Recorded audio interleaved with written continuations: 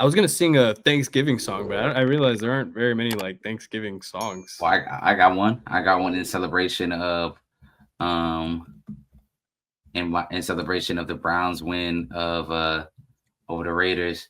Shadur's first dub. Yeah, what song? What, you already know. Yeah, they told me to bust down my AP. Perfect time, man. Bitch ass niggas. You know what time it is with my Casio? You know what time it is? I was rocking like this the whole fucking game. You know what time it is? Let's All right. fucking go. Hey, Shador, obviously one of the big storylines we will get to, but we are the Over Recording Podcast here for our Thanksgiving edition of NFL Picks. This is my favorite time of year, and Loki, for some reason, when I said Thanksgiving song and you said you had one, my mind was going to Can I Get to the Yams? That's a good pick. Sweet yams. That's a good pick. Anyway, this is our recording podcast. It's the young Rottweiler, Ethan Hamilton. And I'm 007 Gage Sutton. And today we are going to be breaking down our week 13 predictions, talk some Thanksgiving football, and also recap the last couple of weeks with me and Ethan's predictions and see how we are looking. Look at the standings. So before we get into our recap from week 12, make sure that you guys hit the subscribe button. Make sure you guys are following us on all of our socials. We will be linking those below. And if you like this content and you just like the vibe of the channel, share it with a friend, share it with a lover, share it with your lover's goal. Somebody. Yeah, someone, Somebody. please. Send it with some baddies, man. Send it Yeah, to some fucking baddies. preferably, actually. Anyway, we had a pretty fun week 12 slate of games. We saw some upsets, saw some tough games that went to overtime. So I think we should start with the one that you started this episode with, and that's Mr. Shador Sanders getting his first win as the Cleveland Browns quarterback and his first start as the Cleveland Browns quarterback against the Las Vegas Raiders.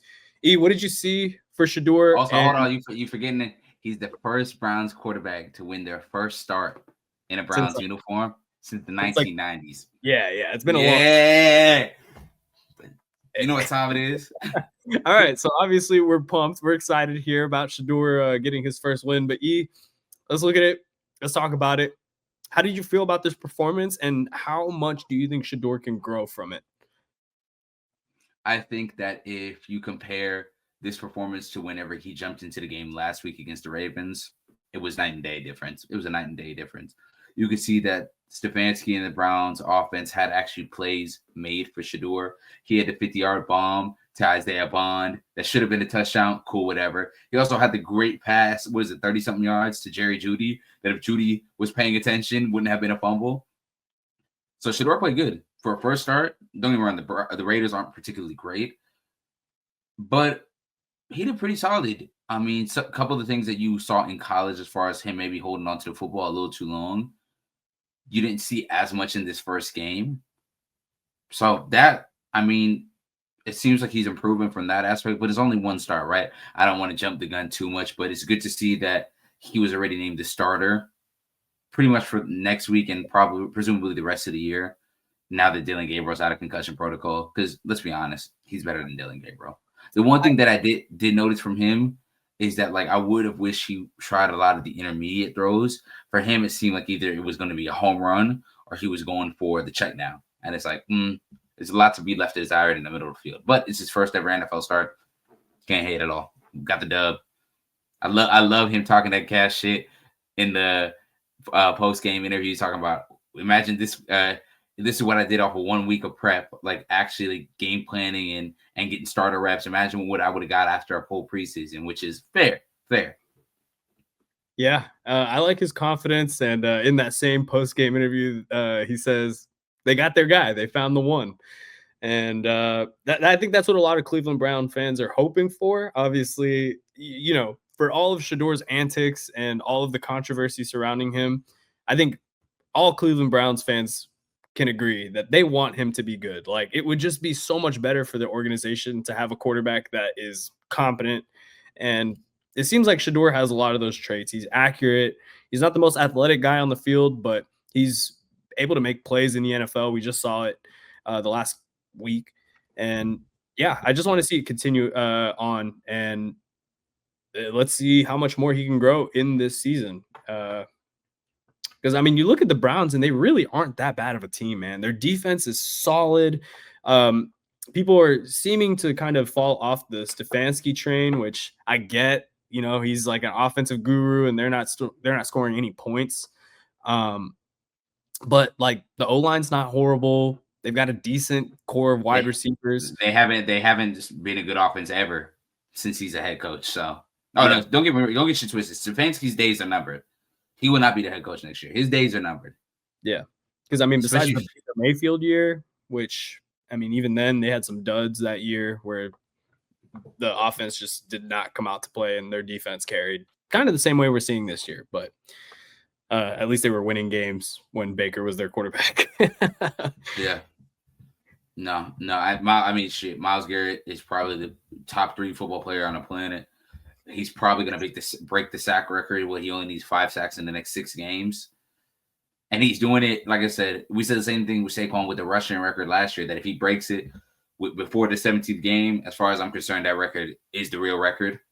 And if he's able to get a little extra on top, then screw it. I think he's going to break that record. And you saw Miles Garrett reaction to the Shador pass anyways, like on the sideline. He's talking about, oh, no, now. We haven't had a quarterback do that in a minute. Yeah. So I don't want to take the jump and say the Browns are contenders or the Browns are going to steal the division. No, they're not going to make the playoffs. But these last, 5 weeks of the season, Shador should be starting every single game to get reps for next season. They're going to get a top 10 pick, probably get a wide receiver, probably get another wide receiver and or more offensive line help. I think they'll be fine. Yeah, I think so too. All right, well, I kind of want to flip the spectrum on that of like overreacting to a young quarterback performance because the Packers got a dominant win against the Minnesota Vikings this week. And in wake of that defeat, the Vikings are having a lot of conversations about JJ McCarthy and his alter ego 9 at the moment. A lot of people seem to be giving up on him early on. I mean, it's only his first season really playing. He got hurt last year. And I just want to know your opinion, E. Do you think it's too early to be calling for giving up on JJ McCarthy or for the Vikings to start looking for someone else? Or do you think uh, it's justified at this point? I think they're at DEFCON 1. I think McCarthy hasn't looked good at all. I know he's had some bright spots in certain games where he was able to do stuff with his legs as well as with his arm, but I just didn't think he'd look this bad, especially because last year, don't get me wrong, he kind of redshirted, right, because of his injury, but you're supposed to still be able to soak all this information in, right, and the quarterback-friendly offense that Kevin O'Connell has in place.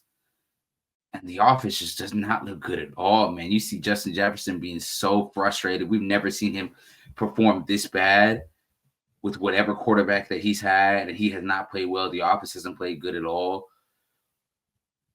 Sam Darnold last year, we talked about what a revelation he was for the Vikings, even though that he didn't end the year on the highest note. And McCarthy hasn't looked nowhere near that.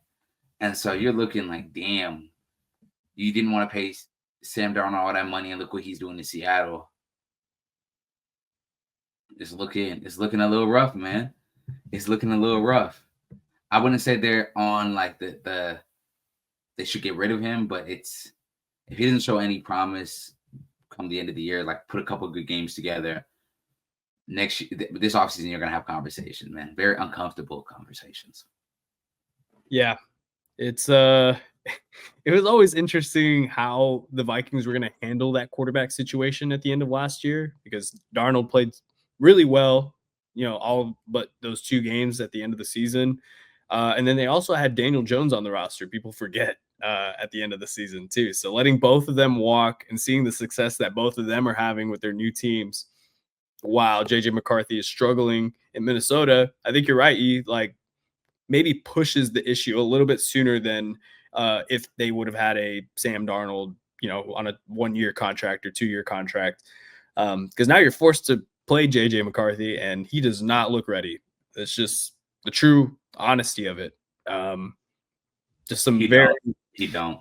and I mean, even as a prospect, there were a lot of concerns about him because Michigan was a very run-heavy offense. He didn't have to make that many throws, many NFL throws, and now we're kind of just seeing the result of that play out here with the Vikings because they have had their injuries, but at the end of the day, you still got Justin Jefferson, Jordan Addison, TJ Hawkinson, a solid offensive line, solid running backs. Like, this is a team that I'm not expecting them or him to have an MVP type season, but I mean, you've got some weapons. We need to see more than 6 points. Granted, the Packers defense is very good. I think they came to play this Sunday, but Mhm.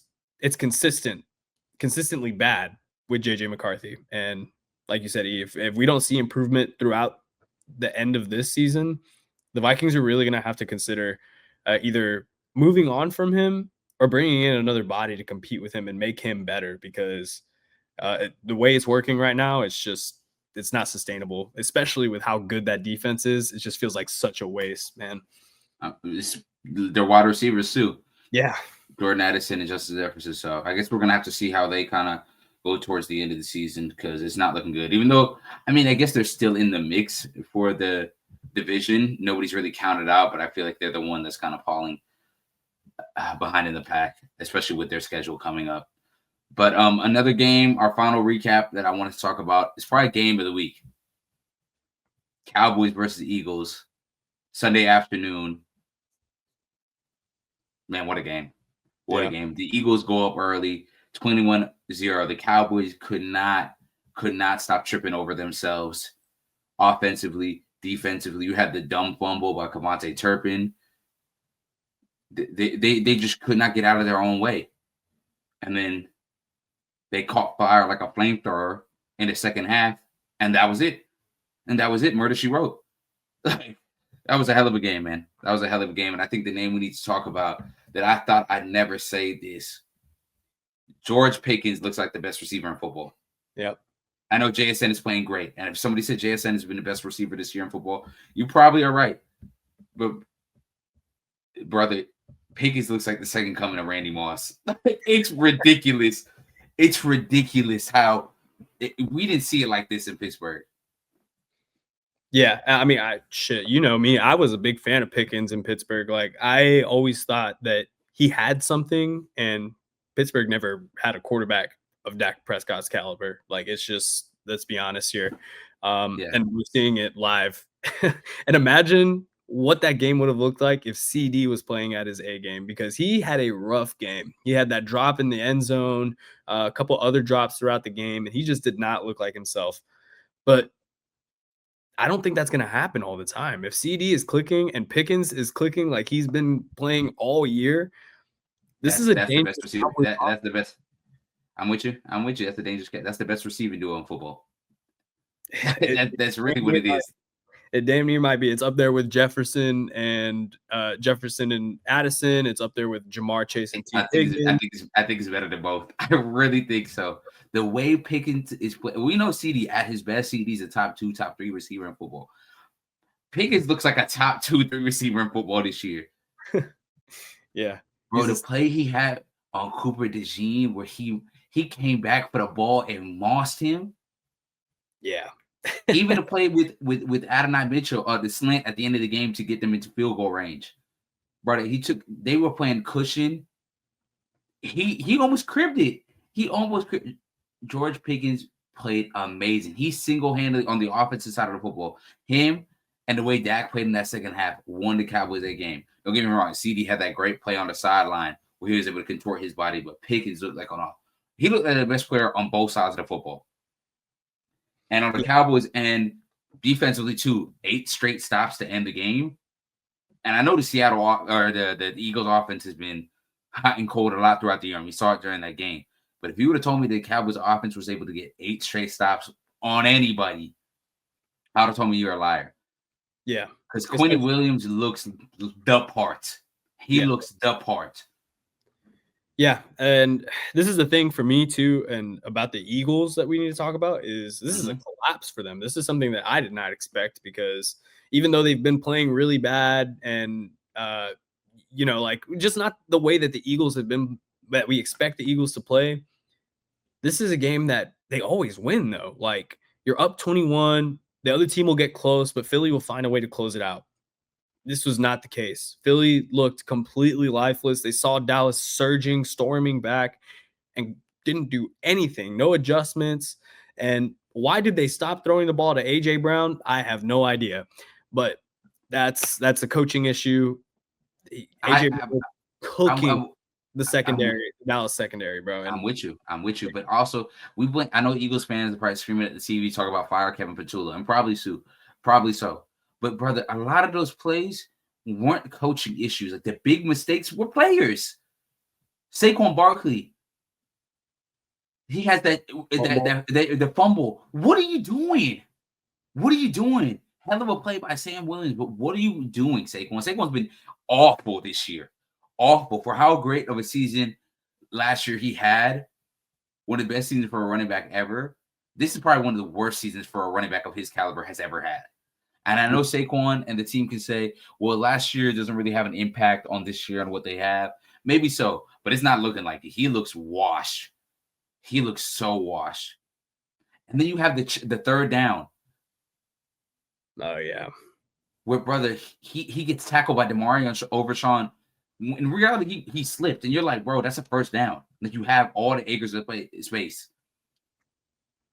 And then you have the fumble on the punt return. Why is he fielding the punt at the 5 or the 10 yard line? That was brutal, brother. Just to get clocked like that. Yeah, and I mean, like, I see what you're saying, but those are player issues. The players specifically did that. And if we're really being honest, the Cowboys were a little dramatic too, letting it go down to a field goal. They could have easily blown them out. Yeah, in the second half, about the missed field goal to Brandon, the CD drop, the missed field goal, the fourth down they didn't convert, the interception. The Cowboys, like, they shot themselves in the foot multiple times, and very easily that we said the Eagles choked this game. The Cowboys could have blown them out very early in that second half. Yeah, it could have gotten real ugly. I mean, even if the Cowboys sustained that level of play through the first half, I mean, yeah, you're right, it would have been a blowout. But ultimately, the Cowboys get a win, keep their season alive. And the Eagles are kind of just left with questions, like we've been with them all year, where they're not a bad team. We know they're not a bad team. They're a good team. They're a good team. It's not even a diss to them like that. Like, they beat the team. The Cowboys is probably the only game that, like, you're like, well, damn, bro. Like, what the fuck are you doing? Because they came back. It kind of evens out because they came back on a game against the Rams that they probably shouldn't have. So I guess this evens it out. Yeah, in a division matchup too, there's so much hate there. The Cowboys just wanted to win that matchup, so I get it. And with that being said, the standings in the conferences are starting to shake out, and we'll do our little playoff picture right now of what the playoffs would look like on both sides if the season were to end today, as we record this on the 26th of November. Mm-hmm. In the AFC, your 1 seed is the New England Patriots, the 2 seed Denver Broncos, 3 seed Indianapolis Colts, 4 seed Baltimore Ravens, 5 seed Chargers, 6 seed Jacksonville Jaguars, and 7 seed Buffalo. The teams looking in right now are Houston, Pittsburgh, and Kansas City. Meanwhile, on the NFC side, we've got the Rams as the 1 seed, the Eagles staying strong at the 2 seed, the Bears hold the 3 seed as Tampa holds on to the 4. Seattle's got the 5 seed, Green Bay's got the 6 seed, and San Francisco has the 7 seed, with Detroit, Carolina, Dallas all looking in the mix, still looking in. It's going to be really interesting to see because there's still some really good teams that aren't going to make the playoffs in both conferences. So I'm right there with you. I mean, we're going to talk a little bit about Thanksgiving football, but there's 2 matchups that you're looking like, oof, this is very, very important for playoff standing. Well, let's jump up to our look a little bit of an update at our NFL picks record. You guessed it. Your boy has tied it the fuck back up the last 2 weeks. I've been on a heater going 12-3 and then 12-2 in back-to-back weeks, and then Gage going 9-6 and 9-5. Ooh, all that shit talking you was doing. All that Dude, shit talking you was doing. I didn't even have bad weeks. Like they're winning records. I just I'm a fucking flamethrower, bro. What? I have a good feeling about this week, so hopefully I can catch up a little bit and or I mean, you're gonna see. You know, get a little more traction because I had a big lead and now I'm getting a little scared. So as you should, Playboy, as you should. But yeah, me and Gage are both sitting at 97 wins and 52 losses. You guys can check our Instagram in the link down below to constantly see like when we upload clips as well as picks records for the week. I know the end of the year is coming, so you're going to see me and Gage's AWR favorites list coming out soon, so stay tuned for that. But Gage just struck some Thanksgiving football. First matchup of Thanksgiving Day, we got your Green Bay Packers playing in Detroit against the Lions with Frank Ragnow coming out of retirement to play for the Lions, which I think is crazy. How you feeling about the game, man, and what's your prediction? Oh, man, that's pretty crazy to see Frank Ragnow come out of retirement. But there's a part of me that wants or that's thinking Detroit is going to come into this game. You know, the last time these two teams saw each other was in the first week of the season, and the Packers absolutely throttled the Lions. So I think it's going to be a close game. The Lions are going to come back, wanting to get some revenge, but I feel like I can't pick against my Packers here on Thanksgiving. If I want to have a good Thanksgiving night, it needs to start with the Packers win at noon. So I'm taking Green Bay to win in Detroit. But that's not a bad way to pick. Yeah, I did blow them the fuck out in the first game of the season. And Detroit has been hot and cold. I mean, they've been good this year, but as far as like getting the big wins, I think they need this to stay in competition for the division, especially with how well y'all have been playing. And as well as the Bears, man. The Bears still hold, if I'm not mistaken, they still hold the division lead, right, at 8-3. Y'all are at 7-3-1, and the Lions are at 7-4. So it's only what, a half a game separating all y'all, a game really. Yeah, and I mean, like we said during the playoff picture, the Lions aren't even in the playoffs as of today, which is crazy to think because again, 7-4 record is not bad. We've seen this team obviously lose some games that we feel like they probably shouldn't have, but it just goes to show how competitive this conference has been. So I can see it go either way, man. I wouldn't be surprised to see Detroit win this, but I want to see Green Bay show some dominance and try to catch up with Chicago because Chicago is still the team to beat. So I'm right there with you. I'm going to go the Lions this week. I think they're going to split with y'all at home Thanksgiving. Even though y'all usually do win this game on Thanksgiving against them, and Jordan Love is undefeated. On Thanksgiving, I'm gonna go against the grain, and I'm gonna pick. And during Toyotathon too. So for facts, they're in Toyotathon. You're right, but I'm gonna go Lions. I think Frank Ragnow coming out of retirement at home Thanksgiving. I think they're gonna split it. I'm gonna go them. Next up, we got probably going to be the most watched NFL game of our lifetime up to this point. We got the Kansas City Chiefs, Patrick Mahomes, playing in AT&T Stadium on Thanksgiving against Dak Prescott and the Cowboys. Both teams absolutely need this win to make the playoffs. I think this is very much going to be a playoff atmosphere between both teams. And I'm struggling to see who I'm going to pick, man, because it's both of your teams, right? Well, it's my current team and my former team, but that's not really playing too much of a part in it. But I say this to say both these teams have been hot and cold. The Chiefs got a great win come from behind last weekend against the Indianapolis Colts, where they absolutely had to have it, especially coming off that bad loss against the Broncos. Cowboys, same thing. Coming back from 21-0 to beat the Eagles. They need this, especially because they've lost a lot of the tiebreakers in the NFC playoff picture. They kind of need to win out. If they want to make the playoffs, especially with teams like the Bears. The Bears and the Carolina Panthers still in the mix. Both teams that they've lost to already. who they don't have the tiebreaker against. It's gonna be tough, man. I think it's.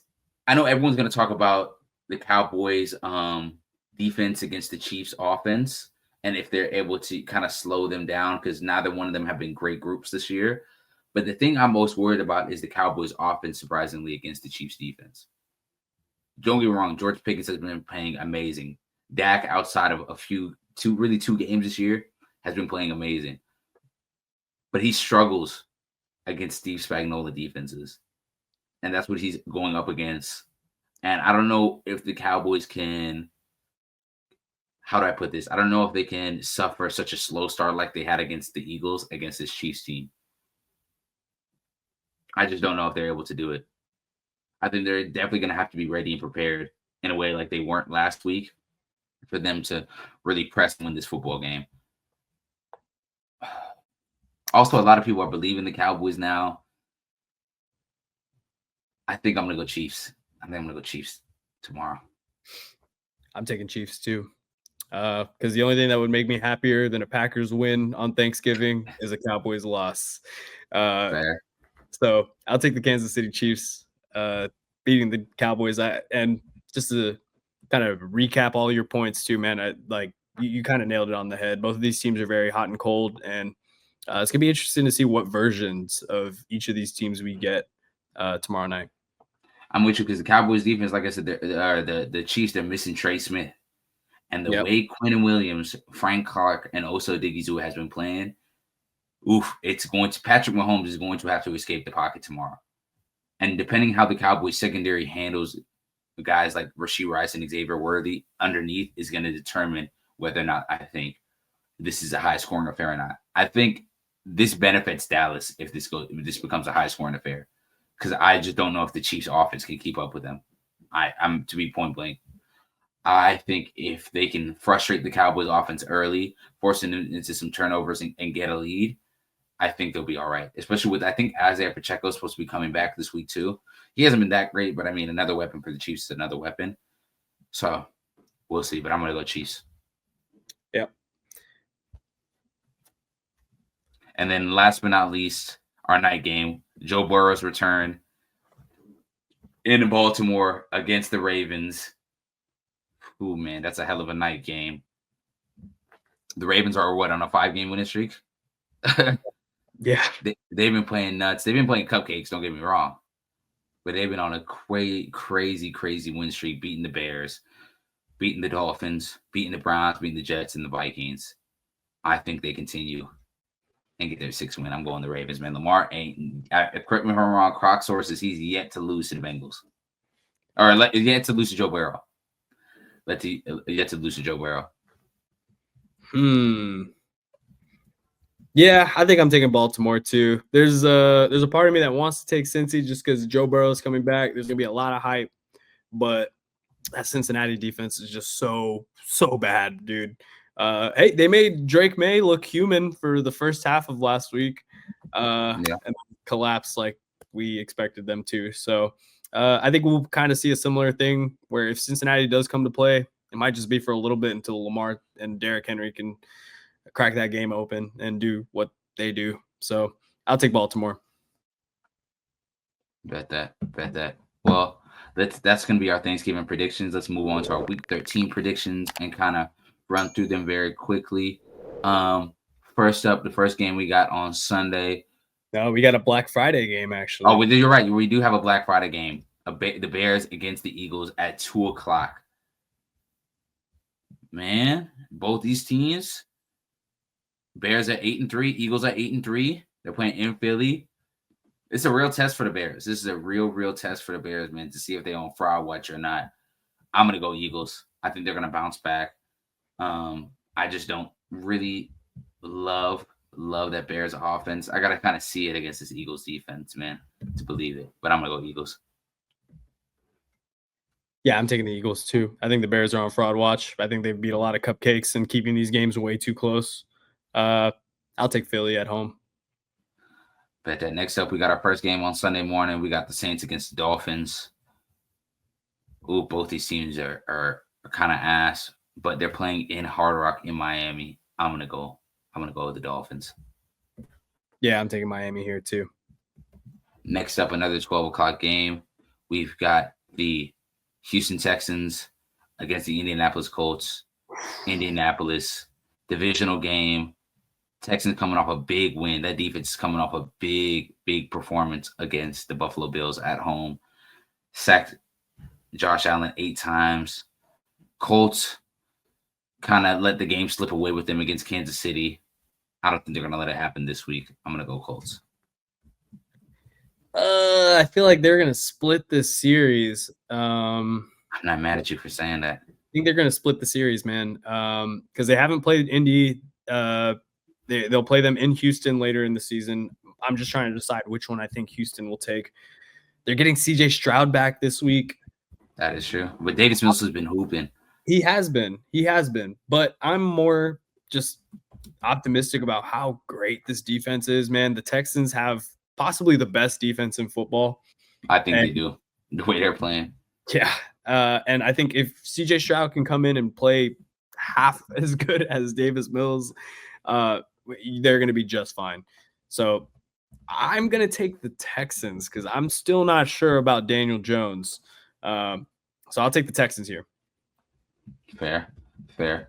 Next up, we've got the Atlanta Falcons playing at the New York Jets. 12 o'clock game too. Kirk Cousins, correct me if I'm wrong, I think he should be starting, and that's all I need to hear. I think they're going to get the dub against the New York Jets. I don't think the Falcons are a particularly good team. I think the defense is pretty great, pretty solid. The offense has been bad, man. The offense has been bad, and they were able to get some momentum playing against the Saints. But I just don't think that it's going to mean too much. Or I think it'll mean a little bit playing the Jets. I mean, the Jets aren't a good football team. So I'm going to go Falcons. Oh, see, these are the ones that I think about, and I'm like, I could just trail you and, play it safe, or I take the chance here and take the Jets winning so I get an extra point on the record. You know what? Fuck it. I'll take the New York Jets as my upset of the week. Yeah, let's go. Well, I'm going to match you with an upset next week. We got the San Francisco 49ers against the Cleveland Browns in Cleveland. Shadour's second start, and he's going against a Robert Saleh defense. I know I shouldn't be picking them. Brock Purdy's second game back from injury. He's going to be warming up. But this one I'm fucking rocking with, man. This one I'm fucking rocking with. We're going to shock the world. Give it up for Cleveland Browns. Well, thank you for that one, because I'll take the 49ers. I mean, not picking them last week against Carolina, and that bit me in the ass. So I'm not picking against them against a team that I think is objectively worse than Carolina. So I'll take the 49ers. Bet that. Next up, we've got the Los Angeles Rams at the Carolina Panthers. A good test for the Panthers to hopefully, keep their playoff hopes alive. The Rams are sitting at 9-2. Matt Stafford and the offense, they are humming. They are humming with Puka and Devontae Adams. And I think I'm going to go the Rams, man. Yeah, I'm done picking the Panthers, man. They've been, like I said, last week, I picked them over the 49ers. I thought that was an easy win. Or not easy win, but that they could, beat one of these better teams. They have no chance against the Rams, bro. Bryce Young is going to struggle against that Rams defense. And like you said, Matt Stafford's playing at an MVP level. Devontae Adams and Puka Nacua as your two receivers is a cheat code. One of those guys is always open. So I'll take the Rams. Bet that. Next up, we have the Jacksonville Jaguars playing at the Tennessee Titans.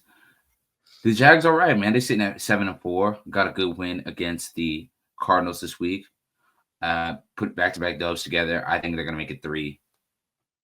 I think they need it to kind of chase down a playoff spot and chase down the Colts in that division. They're not too far behind. They're only back a game. But I'm gonna go with the Jags.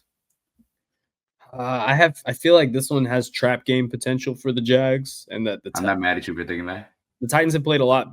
I don't want to say better because they're still the worst team in football, but they showed a little more fight the last couple of weeks. So I wouldn't be surprised for them to come out and punch Jacksonville in the mouth, and they just don't recover, because I'm still not sure about the mentality of this team at 7-4. So I'll take Jacksonville, but I could definitely see Tennessee making some noise in this game. Bet that. Bet that. I'm not bold enough to pick the Titans. Not gonna. As you should, smart man, smart man. Next up, we've got the Arizona Cardinals playing at the Tampa Bay Buccaneers. The Bucks are kind of sitting at 6-5. It's not looking too good for them. They're on a 3-game skid, losing to the Patriots, losing to the Bills, and getting blown out by the Rams.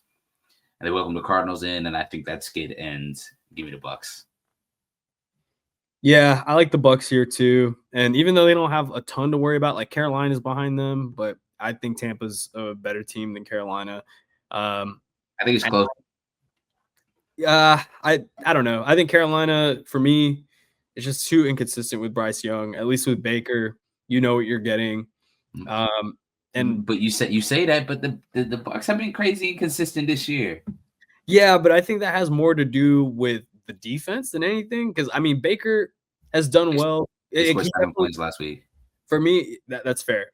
But I think like Baker's level of play from the beginning of the season, where we were talking about him as an MVP, like the first 4 weeks, has definitely fallen off. But you also think about a lot of the things that they've been dealing with. They've had no Bucky Irving, no Mike Evans, and Buka has been in and out of the lineup. Like the offense has been having some pains, and obviously don't want to give that as a complete pass. Tampa has to play better on both sides of the football, but I don't know. I just feel more confident in Tampa taking care of business, winning this division, and not letting the Panthers come back. Because for as much as I would love to see the Panthers win this division and do some shit, I'm not ready on Bryce Young to say that he's good enough to win them that division yet. Fair. Well, next up, let's go with another 3:00 game. We have the Vikings at the Seattle Seahawks. Jackson Smith-Njigba, probably the favorite for offensive player of the year. Maybe low-key an underdog MVP candidate as well. I know how hard it is to get as a skill player, but they welcome the Vikings into town. A big make-or-break game for J.J. McCarthy. I think he's not playing this week, right? They said he's in concussion protocol, so I don't think so. Is what's his name, Matt Bromer or whatever it is, his name is starting, I think, for the Vikings. Or something like that. Yeah.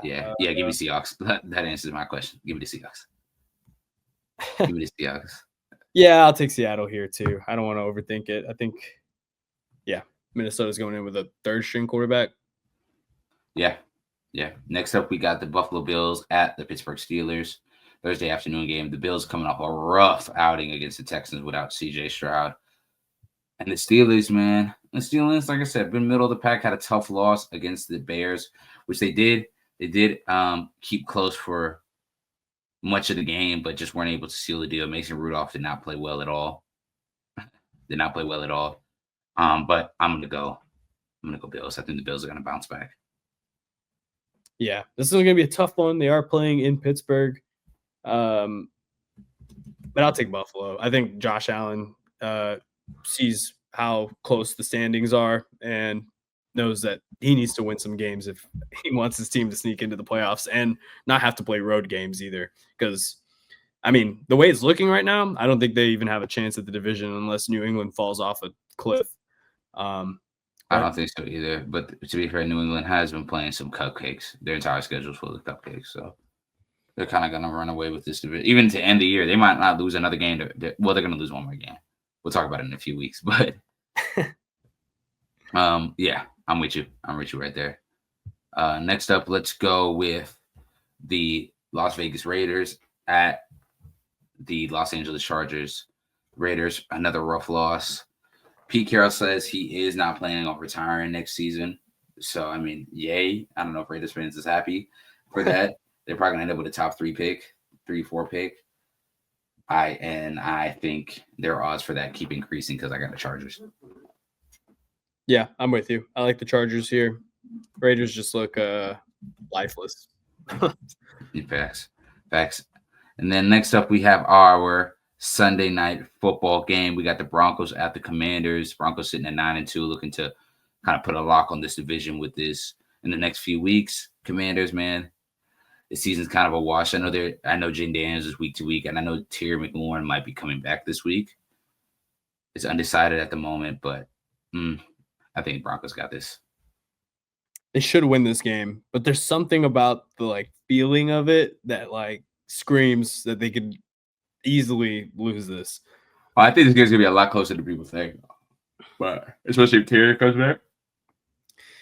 Yeah, I'll take Denver still. I think there's just too many questions about Washington in terms of all the injuries. We don't know if Jaden Daniels is playing yet. We don't know if Terry's playing. So I'll play it safe and just go with the Broncos. Bet that. And last but not least, our Monday Night Football game. We have got the New York Giants playing at the New England Patriots in New England. I think we're both going the same on this. I'm gonna go New England, man. The Giants, I just don't think they have the weapons offensively to be able to compete, especially with how good the Patriots have been playing on both sides of the ball. But Jameis Winston, bro. Jameis Winston did hoop last week against the Lions, and they should have won that game. They did choke the fuck out that game. So I'm not mad at you for thinking that. I'm not mad at all. Eating dubs thing, but I don't think he'll be eating a dub on Monday. I'll take the Patriots. No, last week was the game to do it. But yeah, that's gonna wrap our NFL picks for this Thanksgiving week. I thank you guys for watching. For those who have made it this far, thank you. I wish you guys best of luck in your Thanksgiving Day parlays. Your fantasy league, because we're getting your fantasy league, bro. What? My team and me and Gage league is horrendous. Probably bottom 2 team. I am the number 1 seed in our league. I am fucking people up on the way out the door. Because next year we are definitely not doing a continuation of a keeper league. God knows why they can take my spot because I'm not doing this shit. Hey, he's staying on my team, bro. We ain't letting him go. So fair. You guys can draft pretty well. Fair. But yeah, guys, this is gonna be another episode of our Recorders NFL Picks. I'm your host, Ethan Hamilton, the young Rottweiler. This is my partner, 007 Gage Sutton. Thank you guys for watching. Have a happy Thanksgiving.